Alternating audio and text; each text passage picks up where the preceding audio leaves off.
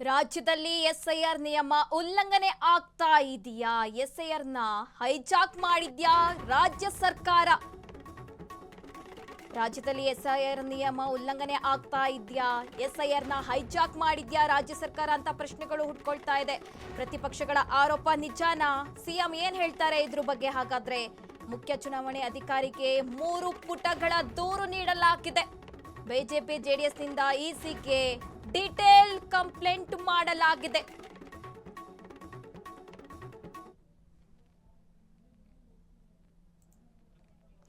ಈಗಾಗಲೇ ರಾಜ್ಯದಲ್ಲಿ ಎಸ್ಐಆರ್ ಪ್ರಕ್ರಿಯೆ ಆರಂಭವಾಗಿದೆ. ನಿಯಮ ಕೂಡ ಉಲ್ಲಂಘನೆ ಆಗ್ತಾ ಇದೆ ಅಂತ ಸರ್ಕಾರದ ವಿರುದ್ಧ ಪ್ರತಿಪಕ್ಷಗಳು ಕೂಡ ಆರೋಪ ಮಾಡ್ತಾ ಇರುವಂತಕ್ಕದ್ದು. ಹಾಗಾಗಿ ಸಹಜವಾಗಿ ಪ್ರಶ್ನೆಗಳು ಹುಟ್ಕೊಳ್ತಾ ಇದೆ.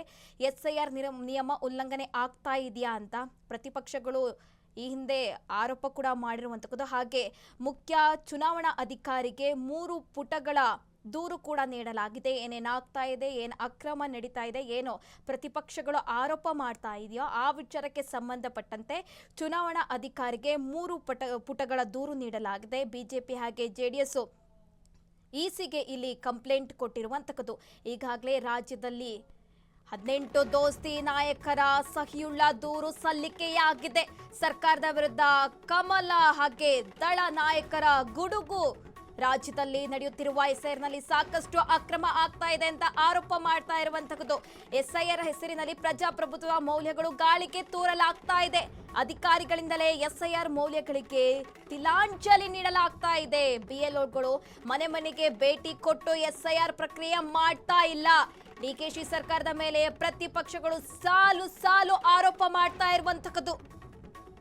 ರಾಜ್ಯದಲ್ಲಿ ಎಸ್ಐಆರ್ ನಿಯಮ ಉಲ್ಲಂಘನೆ ಆಗ್ತಾ ಇದೆಯಾ ಅಂತ ಪ್ರಶ್ನೆಗಳು ಮೂಡ್ತಾ ಇರುವಂತಕ್ಕದ್ದು. ಒಟ್ಟು 18 ದೋಸ್ತಿ ನಾಯಕರ ಸಹಿ ಹಾಕಿ ದೂರು ಸಲ್ಲಿಕೆ ಮಾಡಲಾಗಿದೆ ಮುಖ್ಯ ಚುನಾವಣಾ ಅಧಿಕಾರಿಗೆ. ಈಗ ಸರ್ಕಾರದ ವಿರುದ್ಧ ಮೈತ್ರಿ ನಾಯಕರು ಕೂಡ ಇಲ್ಲಿ ಕಿಡಿಕಾರ್ತಾ ಇರುವಂತಕ್ಕದ್ದು. ರಾಜ್ಯದಲ್ಲಿ ಬಹಳ ಅಕ್ರಮ ನಡೀತಾ ಇದೆ. ಎಸ್ಐಆರ್ ಹೆಸರಿನಲ್ಲಿ ಪ್ರಜಾಪ್ರಭುತ್ವದ ಮೌಲ್ಯಗಳನ್ನು ಗಾಳಿಗೆ ತೂರಲಾಗ್ತಾ ಇದೆ. ಅಧಿಕಾರಿಗಳೇ ಏನು ಎಸ್ಐಆರ್ ಅಧಿಕಾರಿಗಳಿದಾರಲ್ಲ ಅವ್ರು ಕೂಡ ಇಲ್ಲಿ ಎಸ್ಐಆರ್ ಮೌಲ್ಯಗಳಿಗೆ ತಿಲಾಂಜಲಿ ಇಡ್ತಾ ಇದ್ದಾರೆ ಅಂತ ಕೂಡ ಇಲ್ಲಿ ಆರೋಪ ಮಾಡ್ತಾ ಇರುವಂತಕ್ಕದ್ದು. ಎಸ್ಐಆರ್ ಪ್ರಕ್ರಿಯೆ ನಿಯಮ ಬಾಹಿರವಾಗಿ ಮಾಡ್ತಾ ಇದ್ದಾರೆ ಅಂತ ಆರೋಪ ಮಾಡ್ತಾ ಇರುವಂತಕ್ಕದ್ದು. ಬಿಎಲ್ಒಗಳ ಮನೆಗಳಲ್ಲಿ ಸಾಮೂಹಿಕ ಎಸ್ಐಆರ್ ನಡೆಸಲಾಗ್ತಾ ಇದೆ.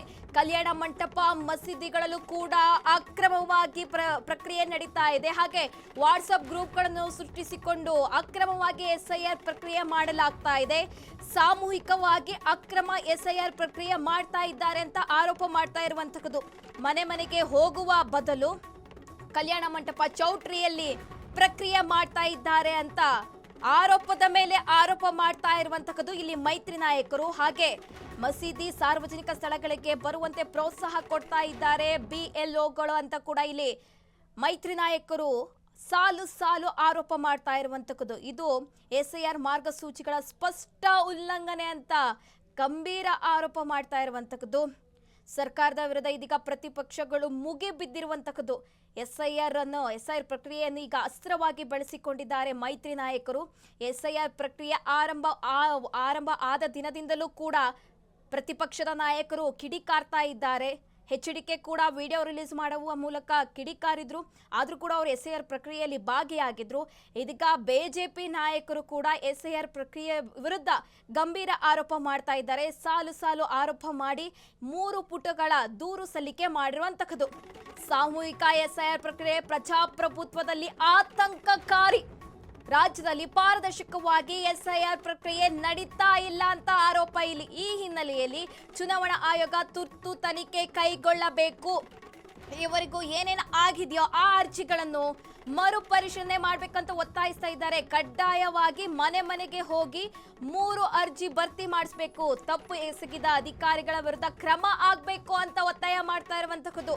ಸರ್ಕಾರದ ವಿರುದ್ಧ ಪ್ರತಿಪಕ್ಷಗಳ ಗಂಭೀರ ಆರೋಪ ಕೇಳಿ ಬರ್ತಾ ಇದೆ. ಈಗೇನು ಎಸ್ಐಆರ್ ಪ್ರಕ್ರಿಯೆ ನಡೀತಾ ಇದೆ ಇದು ಪ್ರಜಾಪ್ರಭುತ್ವದಲ್ಲಿ ಆತಂಕಕಾರಿ.